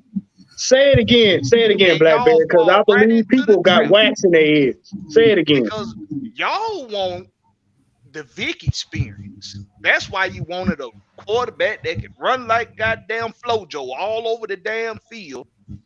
Doing a bad Barry Sanders impression. Right. But just like Warren told you all earlier, when he was here, that's what we was complaining about. Him running too damn much. Wildcat, bro. I heard so many people crying about the Wildcat. I'm so sick of the Falcons and the Wildcat. And the same media that done talked y'all into him being the next Michael Vick in Atlanta were the same ones dogging him for being inaccurate with throwing the ball, dogging him for not being able to read defenses. Hey, baby. Y'all was the same ones. This the same media now. This media ain't no different. It's the same 4-letter network. It's the same 3-letter networks. Here we go. Here we go. All y'all wrong. Dan Reed learned under coach Tom Landry tree. Oh my God.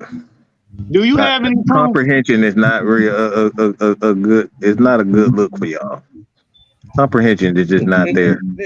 Shelton Brown. Shelton Brown, bro. Dan Reed played under Tom Landry. He didn't coach. Played under. Wait. Him and Grant Shelton Brown. was in that Shelton Brown. backfield. Let me educate you. You know, you're 90 baby looking talking fool. Dan Reed and Calvin Hill were the running backs in Tom Landry's backfield. He played for Tom Landry. He didn't coach under him. He played. Shelton Brown, stay off the weed. I'm finna go drink some Hennessy. Google's free. I got a headache. Go look it up. Reading is fundamental. Go look it up. Goggle it. I want you. Google it. Google it. Go Google it right now. Go Google it right now. Blackberry, I'm gonna let y'all know something so y'all can get ready for this. The minute Bijan Robinson begins to break records, people are gonna say, "How dare he disrespect Vic by going beyond what he did?" I'm telling you, it's coming. This right here. Go ahead, anybody, my bad. Anybody ever heard Shannon Sharp says that he saved his career because he talked to Mike Shanahan about him? He said, "We need to get this guy on the field." That was Dan Reeves who saved that man's career. So again, just because you don't know your facts doesn't necessarily mean that we're wrong. You don't know your facts. Dan Reeves was a vital part of that building that Denver Broncos team because Mike Shanahan was going to cut Shannon Sharp. Yep. They had already given up on John Elway. Mm-hmm. They gave up on John Elway. Yep. Hell, he started walking like a Neanderthal again. Mm-hmm. John Elway, people don't realize John Elway's career got revitalized in them last 2 Super Bowl games that were played. John Elway, up until that point, John Elway kind of flew under the radar. He got his career revitalized in them last 2 games, the last 2 championships he played in. Y'all got to do your homework. He was I think 2-4 or 2-3 in Super Bowls. He went to 5 or 6 of them. Yeah. Because he had good teams. He just got beat by great teams. He played in the Joe Montana era. That's what people got to understand. He played in that era. That's the era that he played in, and near the end of his career is when we ran into him in the Super Bowl. He played in the Joe Montana, Joe Theismann. He got beat by some good teams, some great teams. I'm sorry. He got beat by some great teams. Mm-hmm. That's right. He was 2-4. That's right. And so this was the era 0-4 before he won one. Yeah, right. He had he was sitting right there with Jim Kelly, 0-4 in Super Bowls. Right. And he was in the era where they had permission to knock the soul out of a quarterback. Yes. Not wrestle him to the ground, not tap him on the shoulder, break his neck, and he had to get up and keep playing. See, y'all don't understand that era. That's when they used to put casts on their arms and clothesline people. They used to helicopter running backs midfield, and the running back would hit the ground and get back up and keep playing. They would lose teeth on the regular. It looked like hockey. Y'all too young to understand that. You ain't have a chance to make an executive decision back in them days. They No, made them for you. getting hit was the executive decision because if you got back up, you made a decision. And if you got back up, them motherfuckers gonna hit you ass harder. Right. Man. Thank you. But Unprejudiced violence is what that was. But at the end of the day, when we're talking about this team and we're talking about these teams, we can harp about the quarterback position. We can harp about the running back position. We can harp about the wide receiver position. We can harp about the defense. We can harp about special teams. At the end of the day, they all got to come together to achieve the simple goal. Now, the reason why I was looking down on my phone and listening to y'all at the same time is when we go back to that Super Bowl that we just saw, like I said, with Jalen Hurts and how. Well, we've noticed a lot of these Super Bowls, and like I said, in recent memory, actually, this has been going on in the Super Bowl, really, like y'all said, since that. Why didn't your goofy asses give Marshawn the ball at the 1 yard line of the goddamn game? We've been seeing this for the last few years. Just this past Super Bowl, just this past season, Miles Sanders ran for almost 1,300 yards and 10-plus touchdowns. Could y'all tell me, y'all want to know how many times he ran in the Super Bowl this past season? What was the case, man? Enlighten us. 7 attempts for 11 yards. Is that all? Great. Mm-hmm. The year before that, we saw the Cincinnati Bengals pretty much had a chokehold on the LA Rams the year before that. Because let's be honest, the Cincinnati Bengals should have won that Super Bowl 2 years ago. Bruh.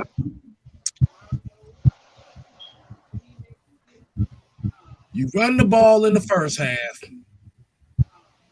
You get a big play at the beginning of the second half. And then you're trying to make Joe Burrow the hero.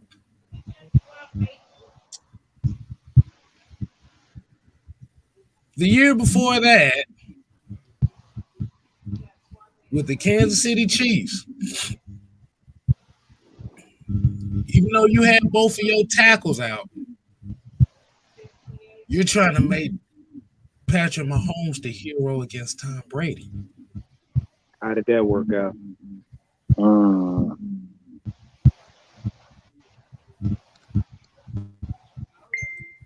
The reality of it is, no matter how great your quarterback is, no matter whatever tier of quarterback you put under,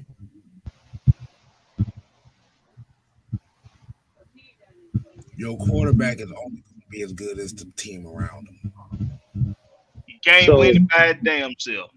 So contrary to popular belief and contrary to what the media tries to tell you, your quarterback should not carry the team on his back. He's designed to win with the team. And kind of looking at that coaching tree, I was also looking at the coaching trees. I think Dan Reeves did kind of come under that Tom Landry tree because I'm actually kind of look, this is what Dan Reeves fired Mike Shanahan, right? He fired Mike Shanahan. And John Elway didn't like it. And the guy Bolin ended up firing Dan Reeves, who had already set that foundation for that Denver Broncos offense. And what Mike Shanahan did, he pretty much came in and reinstalled his offense.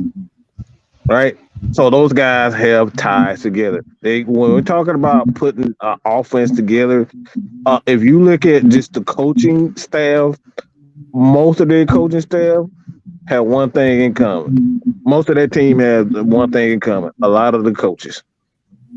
All you have to do is just follow the buzzards. All right? It's really just that simple. That was the reason why that man and to be honest, that was the last straw for. That was the last straw for John Elway. That was the last straw for John Elway. It was make or break. If they wouldn't have never drafted Terrell Davis, you'd still be talking about a Mike Shanahan that was overrated, who got fired several times before he even got to that, because he coached the Raiders too. Do anybody remember his coaching? Did anybody remember him coaching with the Raiders? Probably not. Probably people don't even know he was a poor offensive coordinator there too. But this is what we're talking about by saving franchises. This is why we say coaches find players. Dan Reeves helped find a lot of those players that Mike Shanahan benefited from, the offensive linemen. Yeah, anybody know all them Mark Slers and Tom Naylor and all those guys? Yeah. Just like I said, just do your homework. It's not that difficult. That's all. Let's close it. We say we're gonna try to keep it at 1:30. Yeah. If we went over a bit. Get everybody last takes on here, man, too. So pretty much what you say is that both of the coaching trees kind of intertwine. Yes, exactly. Yes, everything works together. It's the same thing. Mm-hmm. Yes. So Shanahan had players recommended by Dan Reeves, which entails put both coaching trees together. So that makes a lot more sense now. But we're going to go ahead and close it out tonight, man. We're going to let everybody get their final word in. Start off with Fresh, man. Like I said, go ahead and... You still there, Fresh? Yeah, I'm right here. Hey, man, go ahead, man. What's your final word for the night, man? Final word for that, man. Stop listening to the media. Because they know every time they throw some bullshit out there, man, y'all gonna eat it up. Stop listening to that shit. like the fake rumors that we were supposedly trade for Kyler Murray. Oh God! Come on, man. Really? Y'all ate that up. Y'all ate that up in less than 10 hours. Boy, ate it up, spit it out, and made it your own. Stop following that shit, man. A lot of these people are just trying to get views, clicks, likes, whatever they can throw, whatever bullshit they can throw out there. That's what they doing, and y'all got to stop jumping on the bait, man. That's come on. That's just too easy, right? And they know they can do that. Stop falling for it. Pay attention. Pay attention what the coach and your GM is saying, and you'll know more than what the media know. Guaranteed. But I also got a question for the whole panel. What was y'all thoughts on this whole Peter Skrota, whatever his name Bronsky? is? Yeah, his whole ordain. I don't give a shit. I thought it was hilarious because it ain't the first time that done happened, and it won't be the last type of conversation that happened between a prospect and a coach in that interview trying to get in the NFL. It ain't. Bruh, that was trying hilarious. to make something out of nothing. Right, bruh. Look, Arthur Smith just told him to his face as a grown man, "You bored the crap out of me." He was being political, and Arthur Smith didn't want to hear that political bullshit. That's what that meant. He was shoving his responses out of the prospect handbook of doing interviews. Yeah. But Yeah, that's all I got, man. Make sure y'all hit them like button. Make sure y'all subscribe to all these gentlemen up here. I will be dropping like 3 videos this week on highlighting the offense and the defense after all these additions. And also I'll be giving the undrafted free agents and the invitees. Do y'all think it'll be any more invitees to camp? Because I want to try to get them all in one we ain't video. got no more money there. We broke as hell, bro. Pimp Party dumped out the last pennies of the penny bag. We done spent all the food stamps. Damn. And also I'll be dropping a video on just the state of the NFC South, letting everybody know why we will be running the South, literally. Thank you. Please do, because bro, I've been hearing some raggedy ass takes on that. Man, yeah, I didn't heard a couple, and I just want to give my response to that.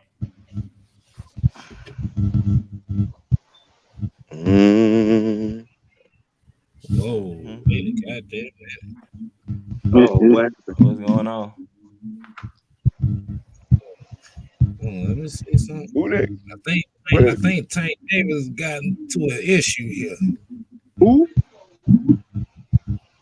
Hold on. It says breaking news. I think this happened yesterday. So basically, Tank Davis is sentenced to 90 days of home detention because of a hidden run. Yeah. I ain't know about that. Yeah, I saw that. Yeah. Wow. Kind of interesting that he got it right after the fight. I just say that.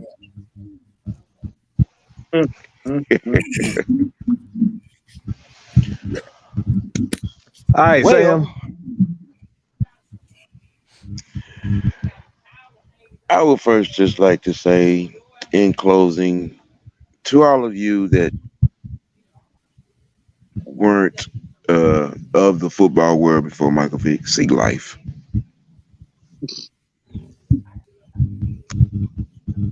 Seek life. There is more to the quarterback position than running for 100 yards like you do on Madden on rookie level. Now, with that being said, Desmond Ritter is going to teach y'all a little something besides something about being disrespectful.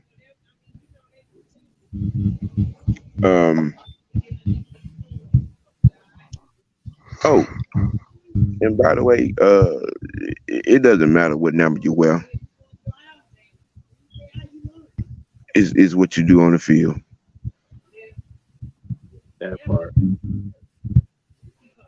Now, with that being said, you fools out here comparing this boy to Marshall Faulk and AP. Shut up! Sam, I'm taking your mic. I just told your ass to behave. God damn, boy. Now, look, you only got one motherfucker out of me tonight, BB. You better be happy with that.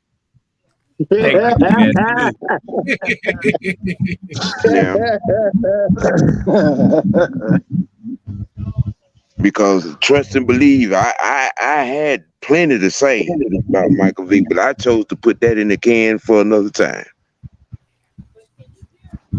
Because I'm over it. I'm so over. I mean, look, Vickitis is a disease, people. You don't sound like you over it. No, don't ask him no more questions, please. Don't. Blackberry, we going to Blackberry. All right, Blackberry.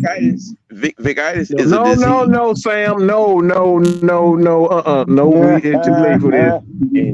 No, Sam. No. No. I get my final take. No, Blackberry. Yes, it's about what? 52 minutes to 12. All right, to the next day. A Blackberry, please, okay. I give you a rant. Everybody wait for it. He gonna rant tomorrow. He gonna send me a video of his Vic. All right, and y'all gonna get his. You gonna get his rant tomorrow. So stay tuned for that. Most definitely. All right, I get my final take. Listen. So you. Finish my motherfucking sentence. What part of the goddamn game is that shit? What the hell? all right, so listen. Oh boy. Y'all gonna make me forget my damn final take. What's your final thought? So I can fill in for you. Nah, I got it. Thank you. So listen. At the end of the day, one thing we all gonna agree on is that Michael Vick is a legend in Atlanta. He's a legend. Hell no. He's a legend. Sam don't like. Look, he's a legend in Atlanta. No, okay. He is. He's a legend in Atlanta. All right. What, for being all beat in the damn music video? Sam! Listen, Samuel. Samuel. He a legend for fumbling goddamn 3 times a damn game. Oh my God, Jesus Christ! All right, so I'm just gonna carry on. So at the end of the day, all right, he sucked. I'm finna mute your ass.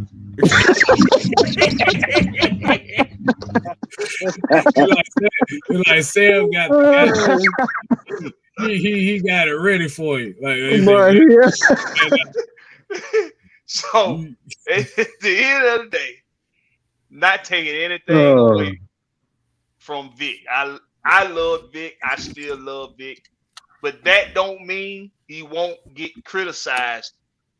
Michael Vick fans, he's gonna get criticized for that side. That's we should have had that number retired years ago.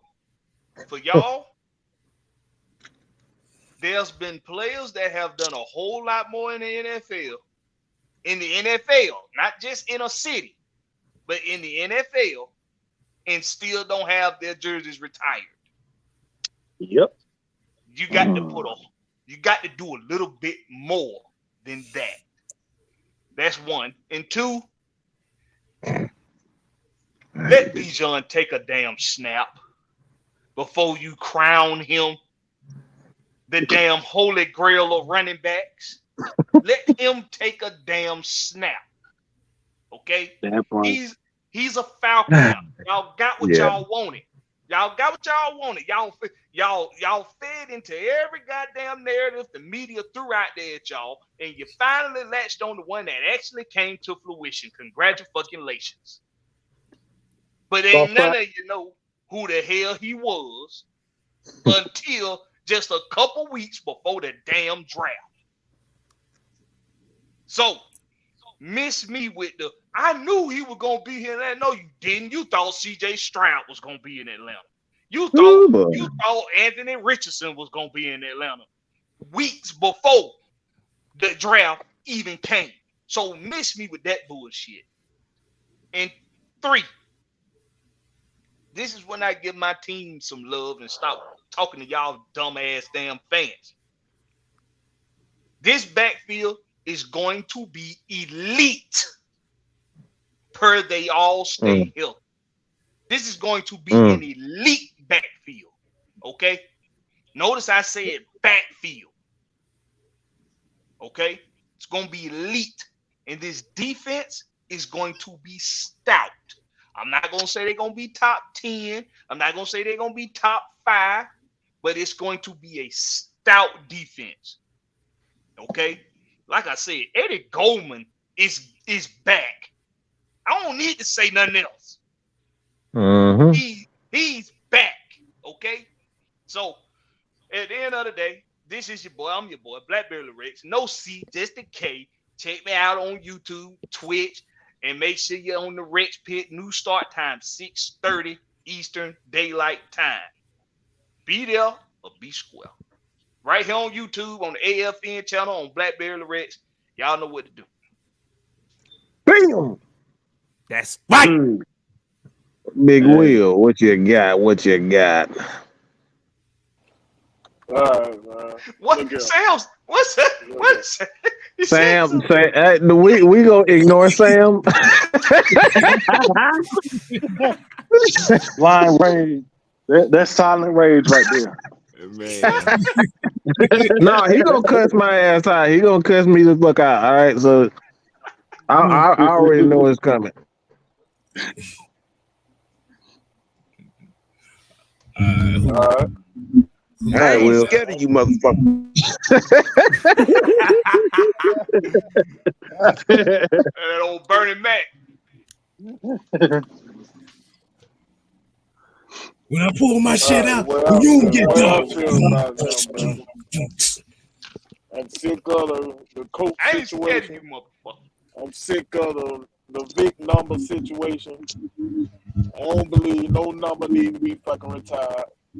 And I just tell y'all motherfuckers to watch the Falcons this motherfucking year. Fuck around and find out. Don't be on the goddamn sideline to find out. Fuck around and find out. Them boys gonna be dangerous out there. And I can't wait. In the words of Mark Scott, I can't wait. That's all I gotta say. I'm gonna keep it sweet and short. They ain't said everything. Ain't no need to mimic what the fuck they said. I can't wait. That's it. Why, Wolf? Why?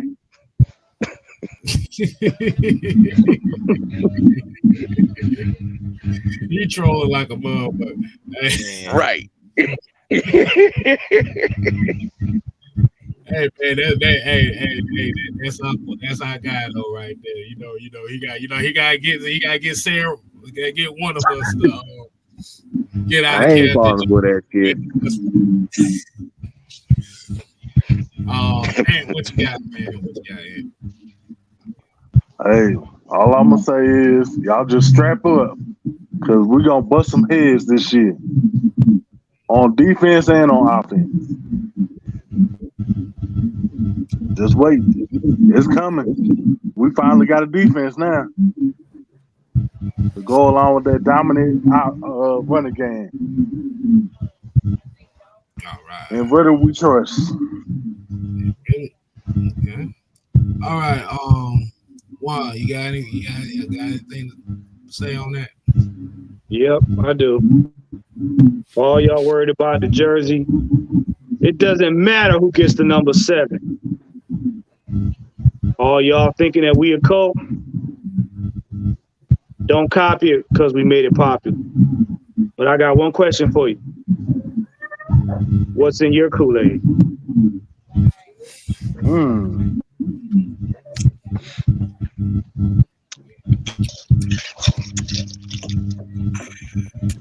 Well, I'll let K-Styles close. So again, shut your ass up.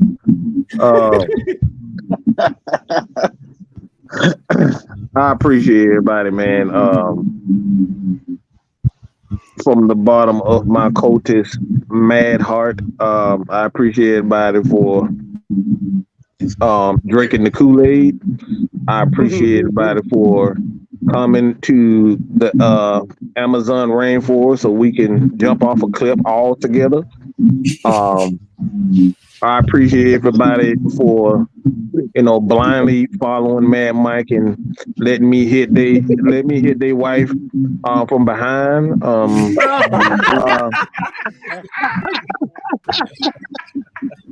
I appreciate all that because apparently everybody do what everybody, what man Mike say. So apparently that's the thing. So I guess we'll just run with that. But seriously though, man, You gotta hit it from I behind. told you them 2012 Hit it from the bitches front. gonna come back to get your ass. Boy, I'm talking about. I'm talking about lift one cheek by another. Yeah. It's Hey, hit from the back. From the bike. Hit it from the front. Hey man, I appreciate it though, for real though, man. Y'all stay down with us. That's all that matters to me. And I'll let K Styles close us out. Man, I enjoyed this show tonight, man. Like you said, since we get labeled a lot over here, and we've embraced every last label that we've been tagged to. But you always forget the one saying that we always say. And I think I say this way too much. We always say we ain't for everybody. This platform over here is not meant for everybody to look at. Like I said, if we're going to be considered brainwashing people for having optimism on a football team that we are fans of, because let's be honest, when you're a fan of a sports team, you're technically part of a cult when you really think about it.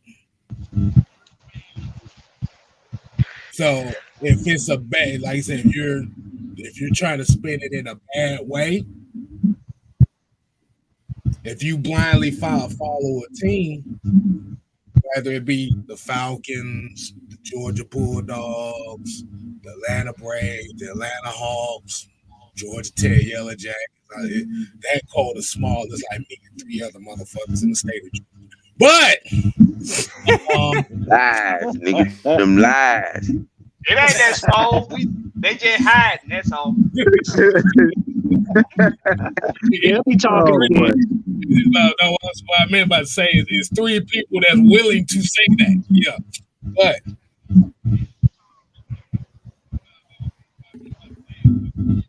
everything that we do over here, whether it's AFN, Grumpy OGs, Heavy Hitters, all this, is all because of the people that watch us. So if you're trying to put a negative connotation on our name by calling us cults, calling us a cult over here, you're disrespecting the people that watch us. Because you're calling that part. And now I got to cut you. Just make sure you put classic on the end of that. Coke classic, because that's all we making is classic. So Right. Bad tonight. You know what? Get a way of putting it. We ain't a cult. We a class. And we ain't scared of you motherfuckers. And one more thing before we go. One more thing before we go. I had to make sure I said this live. Maggie, Mad Mike, K Styles, and Fresh. Got a bone to pick with y'all. How the hell you have a throwback show and don't nobody mention Boys to Men, LL Cool J, Jackie Edge? Y'all gonna have another. See, I was thinking LL Cool J. It didn't come out. I was thinking LL, but we had so many. We were naming so many. Yeah, that's my bad. Blackberry without the C. Look, Blackberry without the C now. There is a part 2 to the show. Oh yeah. This time change couldn't have came any sooner. It came a little too late. Yep, Blackberry. We gonna be on that shit too. And Blackberry, I wasn't even there. Why did I get a part of this? We got it coming. We're gonna do more. We're gonna do more. Hey, and look, and as y'all see, As y'all see, It's we hold each conspiracy. other accountable, and we are accountable. That You want to bullshit. be the best, you gotta. If you want to be the best, you gotta beat the best. I said what I said. Bam. And there's one phrase that I always say when it comes to this shit right here. I'd rather be liked by a few and hated by many than liked by all. Then your I mean, shit, I don't even like too many people, so shit, what the fuck I look like liking y'all wanting one of y'all to like me? Shit, I don't like your ass, goddamn. You got bodies going all the way back to 2012. Fam, you Shut up. ain't got to tell everybody everything. Damn, that's the past. Shit. I'm a free man, okay? God delivered me. But you know, He ain't no hoe no more. and I kind of learned a new respect for like folks that may not have been Falcon fans as long as some folks may claim.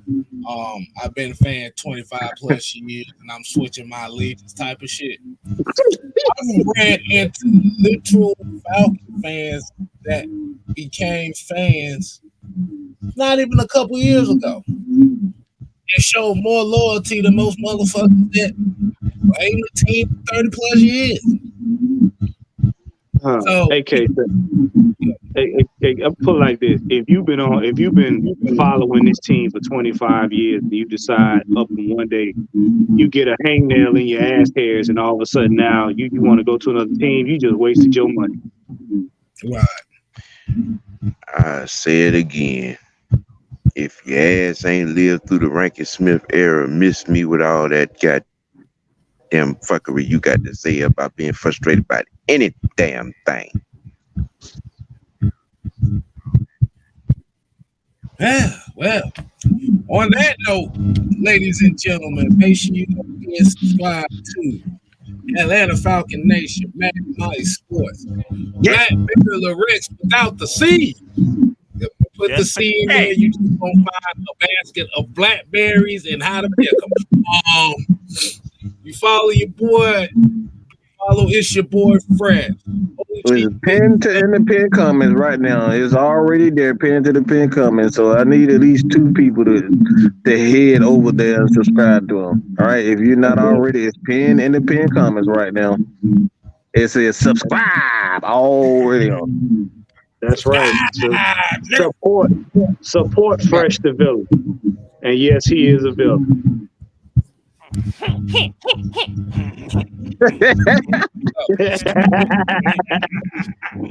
gonna like him. Yeah.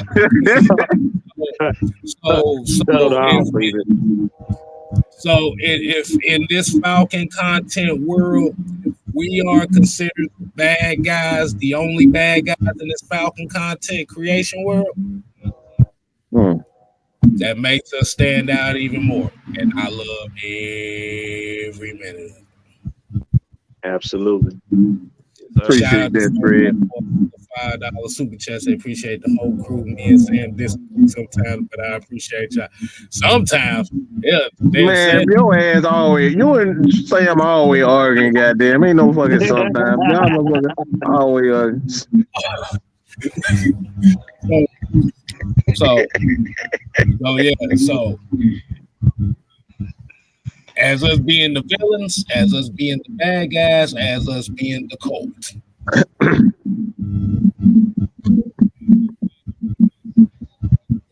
What's going to be the next narrative that you're going to speak on this group? Champions. I'm waiting to see that new chapter open up. So until next time, people, we ain't here to play. Oh no. We here to stay. Y'all ain't gotta go home. Sam, you get your ass up out of here. Dirty Bird 316 just said you just got OG, motherfucker. What's in your bottle? You gonna have a bag of mile in this motherfucker. Shit out of your ass. Hey y'all, make sure y'all drink the Kool-Aid. I know I'm getting. Hey, Kool-Aid time. Everybody get their last sip before we come out.